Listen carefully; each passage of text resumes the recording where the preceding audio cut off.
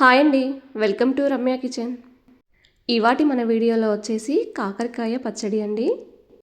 ఈ పచ్చడి వేడి వేడి అన్నంలోకి వేసుకొని తింటే చాలా బాగుంటుందండి. ఈ పచ్చడి అన్నంలోకి కాకుండా దోశలో కూడా చాలా బాగుంటుందండి. ఎక్కడా కూడా మనకు చేదు అనేది అనిపించదు కాకరకాయ అనేది. ఎప్పుడు పల్లి చట్నీ కాకుండా ఇలా కాకరకాయతో కూడా చట్నీ వేసుకోండి, దోశలోకి చాలా బాగుంటుందండి.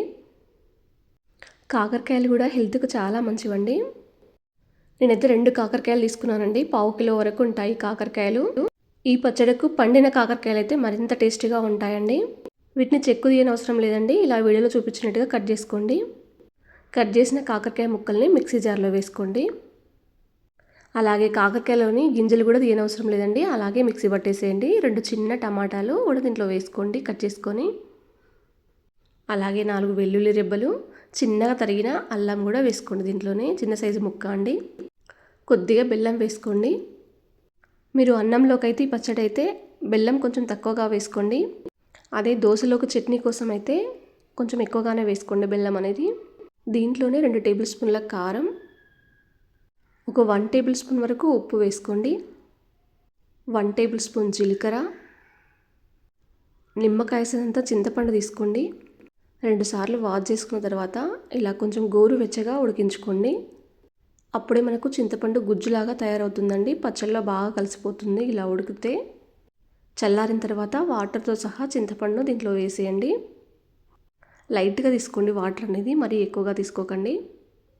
మిక్సీ పట్టేసి పక్కన పెట్టేసుకోండి. ఇప్పుడు ఒక వెడల్పాటి కడాయి తీసుకోండి. ఒక చిన్న కప్పు వరకు ఆయిల్ తీసుకోండి. ఈ పచ్చళ్ళలోకి ఆయిల్ అనేది ఎక్కువగా పడుతుందండి. ఒక 1 టేబుల్ స్పూన్ వరకు జీలకర్ర, 1 టేబుల్ స్పూన్ వరకు ఆవాలు వేసుకోండి. ఎండుమిర్చి ఒక 3 అలా చుంచి వేసుకోండి దీంట్లోనే. 4 కరివేపాకు రెమ్మలు కూడా వేసుకోండి దీంట్లోనే. ఒక పావు టీ స్పూన్ పసుపు కూడా వేసుకోండి. మీకు నచ్చితే దీంట్లో ఇంగువ వేసుకోవచ్చండి పోపులోనే, చాలా బాగుంటుందండి ఇంగువ వేసినా కూడా. నేనైతే వేయలేదు. మనం ముందే కాకరకాయ, టమాటా, జీలకర్ర అవన్నీ మిక్సీ పట్టేసుకున్నాం కదండి. ఆ గ్రేవీ అంతా తీసుకొచ్చి దీంట్లో వేసేయండి. పోపు అంతా కలిసేలా ఒకసారి కలిపేసుకోండి. ఇప్పుడు గ్యాస్ అనేది సిమ్లో పెట్టేసుకొని కలుపుకుంటూ ఉండండి. ఆయిల్ అనేది పైకి రావాలండి మనకు. అప్పుడే మనకు పచ్చడి అనేది పచ్చి వాసన పోతుంది. నాకు 3 నిమిషాలు పట్టిందండి ఇలా ఆయిల్ అనేది పైకి రావడానికి.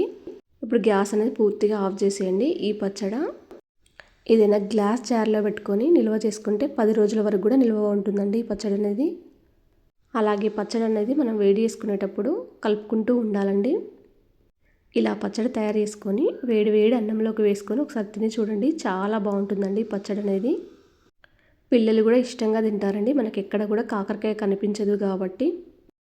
ఈ వీడియో మీకు నచ్చినట్టయితే మీ ఫ్రెండ్స్కి, రిలేషన్కి షేర్ చేయండి. ఒకవేళ మీరు ఈ పచ్చడి ట్రై చేసేది ఉంటే ఎలా వచ్చిందో నాతో షేర్ చేసుకోవడం మాత్రం మర్చిపోవద్దండి.